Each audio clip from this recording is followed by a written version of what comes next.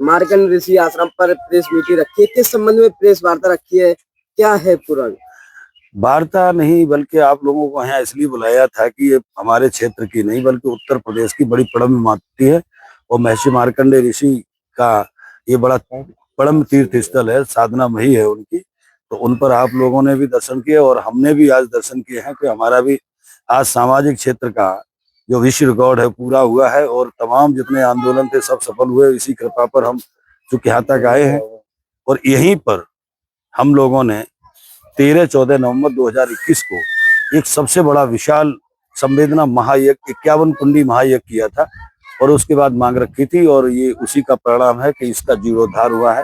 पर्यटन विभाग द्वारा। और ये मैं निश्चित मानता हूं कि जो यहाँ आता है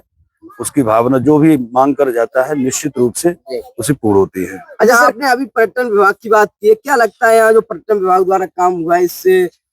श्रद्धालु संतुष्ट हैं? नहीं, बिल्कुल श्रद्धालु संतुष्ट हैं क्योंकि पहले यहाँ पर महिलाओं के लिए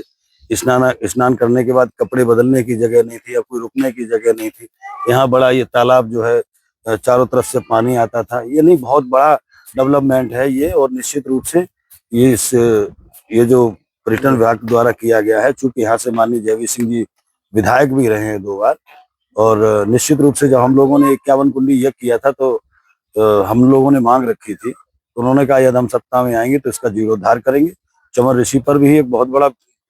वहाँ विकास कार्य हुए हैं और ये दोनों ही इसको लगभग 4 करोड़ लगभग रुपया महर्षि मार्कंडेय ऋषि पे लगाया गया, 5 करोड़ के लगभग। हमने वहां भी चमर ऋषि पे भी 51 कुंडी किया था, वहां भी हुआ है। सर, बीजेपी सरकार से पहले काफी और भी सरकारें नहीं, समाजवादी पार्टी सरकार का भी हमेशा मंत्री पर कब्जा रहा, लेकिन उन लोगों ने इस पर क्यों नहीं ध्यान दिया? समाजवादी पार्टी की सरकार में जो भी यहाँ जनप्रतिनिधि रहे, चुनाव के टाइम तो इन्होंने सबने यहाँ आके आशीर्वाद मांगा, लेकिन यहाँ चुनाव जीतने के बाद समाजवादी पार्टी के किसी भी नेता ने,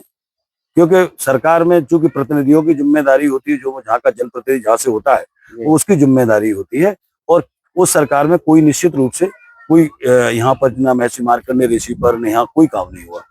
अच्छा सर, एक मार्कंडेय ऋषि ही नहीं, जिला के कोई भी तीर्थ स्थल पे जहाँ पर लोगों की आस्था जुड़ी हुई है, वहाँ पर समाजवादी पार्टी की सरकार में कहीं भी कार्य करने का कोई भी योजना क्यों नहीं बनाई गई? नहीं, मुझे लगता है कि उनका जो हमारी जो पौराणिक संस्कृति है उससे उनका कोई लगाव नहीं रहा, मुझे लगता है, या उनके जनप्रतिनिधियों की नहीं रहा। हाँ, जैसे मान लीजिए हम लोगों ने घिरोर तहसील के लिए मांग की, घिरोर तहसील सपा सरकार में ही बनी है। हमने ये घिरोर का बाईपास था वो भी सपा सरकार में ही बना है। तो मुझे ऐसा लग रहा है कि यहाँ के जो जनप्रतिनिधि चुने गए उन्होंने केवल अपने स्वार्थ की बात की, अपने फायदे की बात की है और उन्होंने क्षेत्रीय विकास के लिए यहाँ के हमारे तीर्थ स्थलों के बारे में उन्होंने कोई बात नहीं कही। मुझसे तो यही प्रतीत होता है कि यदि जनप्रतिनिधि चाहते और मांग करते तो जब हमारे आंदोलन पे तहसील बन सकती है, हमारे आंदोलन पे बाईपास बन सकता है, हमारे आंदोलन पे आओ गंगा नदी खोदी जा सकती है, तो यहाँ के जनप्रतिनिधि आवाज उठाई होती तो निश्चित रूप से इसका भी उद्धार हो जाता, मैं समझता हूँ। जाता अच्छा, अभी आपकी क्या मांग है इसको और डेवलप करने के लिए? अभी इसको मेरा मानना है कि इसको अभी डेवलपमेंट करने के लिए यहाँ पर अभी और विकास की जरूरत है, जैसे लाइट वगैरह। हाँ, ये नहीं, लाइट वाइट तो यहाँ सब हो गई है, लाइट की हो गई, सब हो गया है। मैं चाहता हूँ कि यहाँ पे महर्षि मार्कंडेय ऋषि के नाम पर यहाँ पर एक गुरुकुल का निर्माण यहाँ हो जाए तो मैं समझता हूँ कि हमारी जो सनातन संस्कृति है